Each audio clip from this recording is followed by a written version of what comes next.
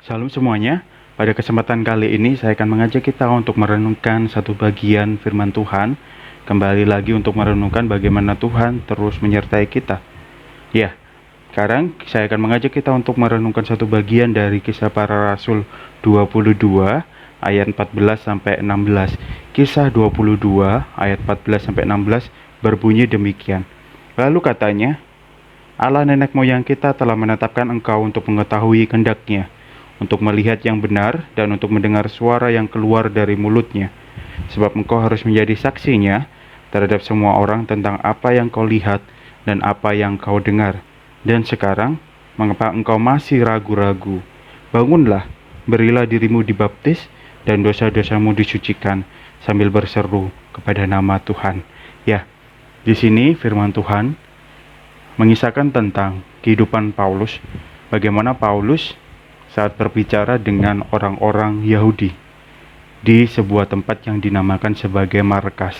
Ya, pada waktu itu Paulus datang ke Yerusalem, datang ke sebuah tempat untuk dibawa oleh pasukan-pasukan orang Yahudi untuk dibawa ke sebuah markas, sebuah tempat yang namanya markas. Di sana Paulus meminta izin untuk berkata-kata dengan setiap orang Yahudi dengan menggunakan bahasa Yahudi. Ya, pada waktu itu Paulus menceritakan bagaimana siapakah dia, bagaimana perjalanan hidupnya.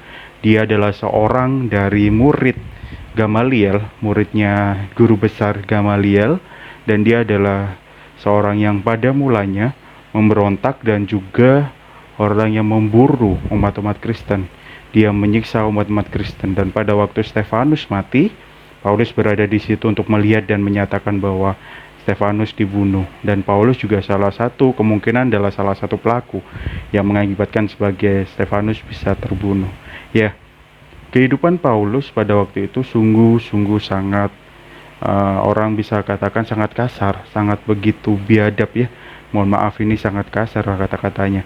Memang seperti itu Paulus pada waktu itu. Paulus sangat kejam kepada orang-orang Kristen. Tapi Paulus mengisahkan bahwa di tengah-tengah perjalanan waktu ke Damsyik, jika kita baca di ayat 22, di pasal 22, dari ayat yang pertama sampai ayat yang ke-10 dikatakan bahwa sebelum pada waktu Paulus berjalan ke Damsyik, Paulus melihat bagaimana terang Tuhan itu datang menghampirinya. Tuhan Yesus sendiri datang, Tuhan Yesus sendiri mengubah hatinya, memanggil namanya untuk menjadikan Paulus sebagai murid Kristus.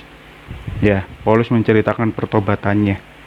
Pertobatan Paulus adalah sebuah titik balik di mana Paulus yang dahulunya menjadi seorang yang kejam, seorang yang sungguh sangat beringas, dan seorang yang berani dan tega menganiaya orang Kristen, berbalik menjadi seorang pengikut Kristus yang radikal, pengikut Kristus yang berani memberitakan firman Tuhan, pengikut Kristus yang berani untuk menginjili orang dan berani keluar dari bangsanya Yahudi untuk memberitakan Injil ke orang-orang di luar Yahudi.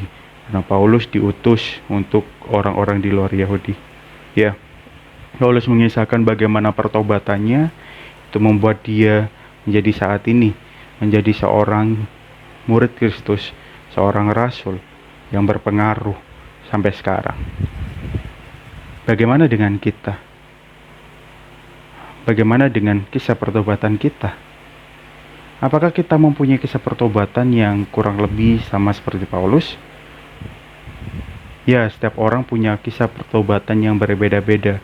Tidak sama seperti Paulus, ada yang lebih besar daripada yang dialami oleh Paulus, ada juga yang lebih sederhana daripada yang dialami Paulus. Tapi ingat, kisah pertobatan itu adalah sebuah titik balik untuk kita, dari kita yang dahulu tidak mengenal Tuhan, kita dahulu yang masih berada di zona ini tidak mengenal Tuhan. Titik baliknya, kita menjadi percaya kepada Tuhan. Kita menjadi menerima Injil Tuhan. Kita menjadi seorang murid Tuhan. Kita menjadi seorang yang percaya dan sungguh-sungguh mau menerima Tuhan. Ya, pertobatan itu selayaknya sebuah titik balik yang membuat arah hidup kita menjadi berubah. Dari yang dahulu di sini menjadi ke sini. Ya, itulah pertobatan. Bagaimana dengan pertobatan kita?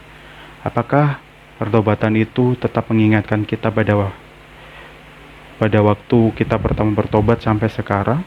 Pertobatan itu terus menguatkan kita, atau pertobatan itu sudah mulai pudar dan pertobatan itu sudah tidak berbekas lagi? Baiklah kita sebagai orang Kristen tetap mengingat-ingat bagaimana Tuhan telah menolong kita.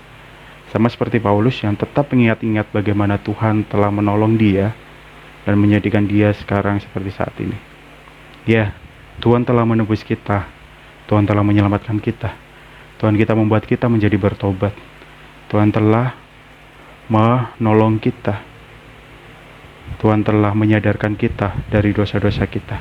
Apakah kita mau bertobat? Apakah kita yang mengingat pertobatan kita? Biarlah pertobatan kita menjadi ingat-ingatan yang indah dalam hidup kita. Biarlah pertobatan kita menjadi sebuah semangat yang baru untuk kita bisa jalan bersama Tuhan, untuk kita bisa terus mengabarkan kasih Tuhan, untuk kita bisa terus memancarkan terang Tuhan di dalam hidup kita. Biarlah pertobatan kita itu menjadi pertobatan yang indah. Indah bagi kita, indah bagi orang lain yang melihat, dan indah bagi Tuhan yang memberikan kita pertobatan. Tuhan Yesus memberkati.